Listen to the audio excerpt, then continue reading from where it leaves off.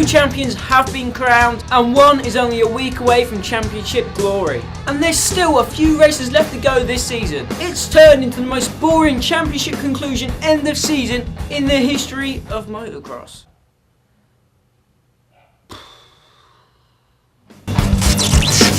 This is the plug.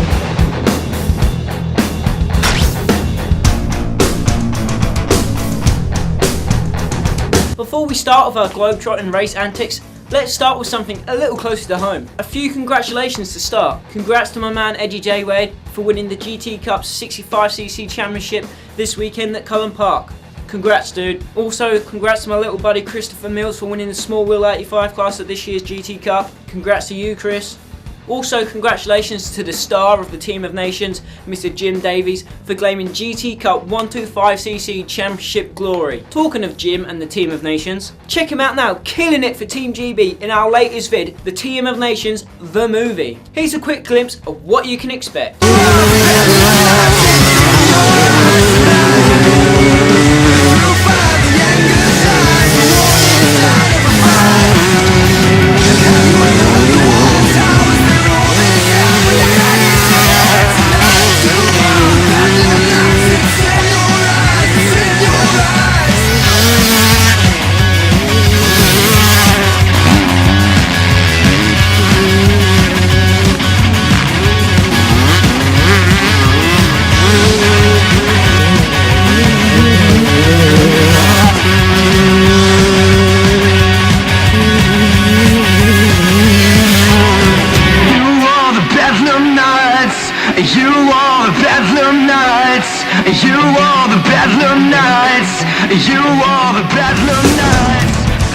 Herlings is out of the GP of Belgium. Yep, after dislocating his shoulder in a crash in the qualifying race on Saturday, Jeffrey Herlings decided to sit out of the GP of Belgium. And seeing as he's already claimed the title, you can't really blame the guy. Although after this, he's now missed out on making history and claiming a perfect season of overall GP wins. And we all know how bad he wanted that, so he must have been in quite a lot of pain. The question is though, when will he return? I highly doubt it will be this weekend at Matley Basin, but I think he could potentially make his comeback at Leerup in a couple of weeks' time. He can win around there with his eyes closed, so he should be able to still clean up with his sore shoulder.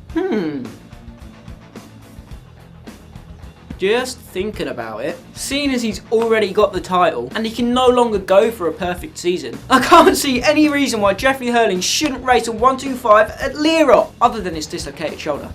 But that's besides the point. How awesome would that be? That would be a sight to see. The fact of the matter is, he'd probably still lap everyone even if he is on a 125.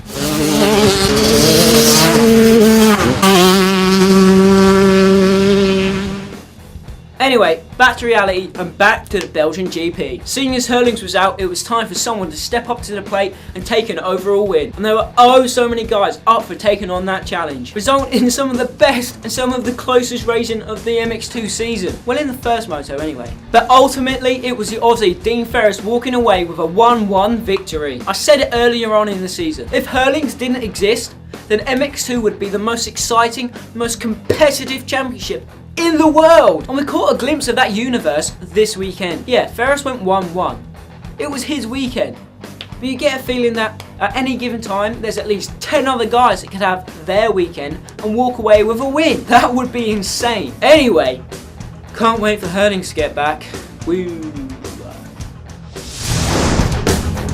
Over at MX1, the two giants of the class went at it again, and there was a lot at stake. Cairoli wanted nothing more than to stick it to his rival and win the championship in Clermont-Nassau's backyard. And Clermont-Nassau can do everything in his power to stop this from happening, even being quoted as saying Cairoli winning the championship in Belgium would be the worst thing possible. So let the fight begin! And Nassau really did put up a fight, even crashing in the last ditch effort to stop Cairoli winning the first moto. And then coming back from that and putting in a storming ride in Moto 2 to claim a convincing victory and the overall. And this was Nassau's first home GP win. However, it just seemed to be a case of too little too late from Nassau, as it looks more than likely that Cairoli's going to wrap it up this weekend at the Brit GP at Matley Basin. And what an atmosphere it's going to be if he does just that. A hell of a lot better than if he would have done it this weekend in front of the crazy Belgium Clermont-Nassau loving fans. That would have just been awkward.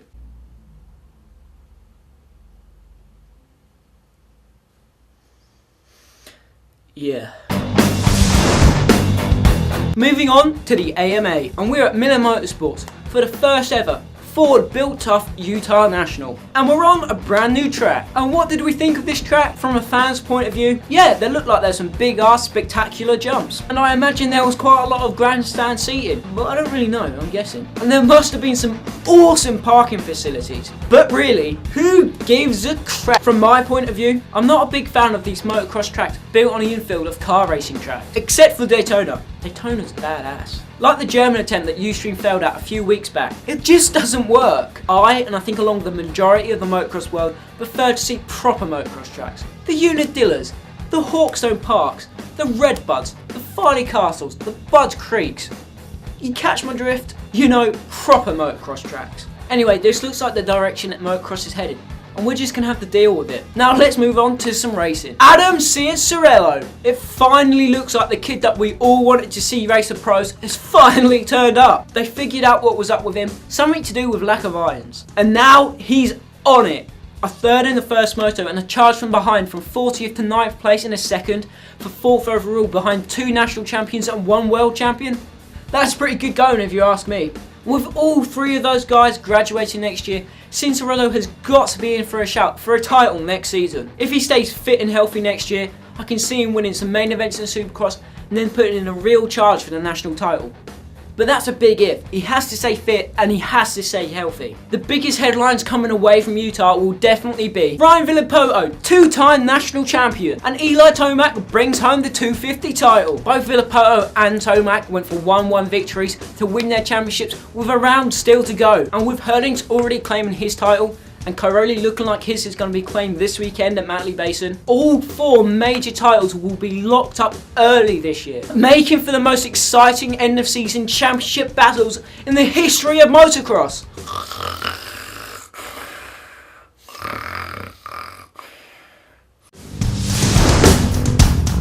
And now for something a little bit more exciting. The Motocross of Nations. The US team was announced this weekend in Utah. And we've got Ryan Dungey and Eli Tomac as expected. And it turns out that Justin Barshall will be the guy to replace Ryan Villopoto. With the news of this announcement, I've got 2 questions for you this week. Firstly, can this American B team, if you can call it that, win/dominate in Germany? And I've already seen some fighting talk from the likes of Eli Tomac. And secondly, I expect Team GB to be announced this weekend at Mantley Basin. So with that in mind, what's your guess to who will be in the team? Use the comments below to let me know. As always, I'm Toofast Max, this has been The Plug, and if you've enjoyed this week's show, don't forget to like, share, comment and subscribe to our channel. Also check out dirtbikerider.com for all your latest motocross news. And finally, if you like what you've seen and you want to see more, click right here to see more.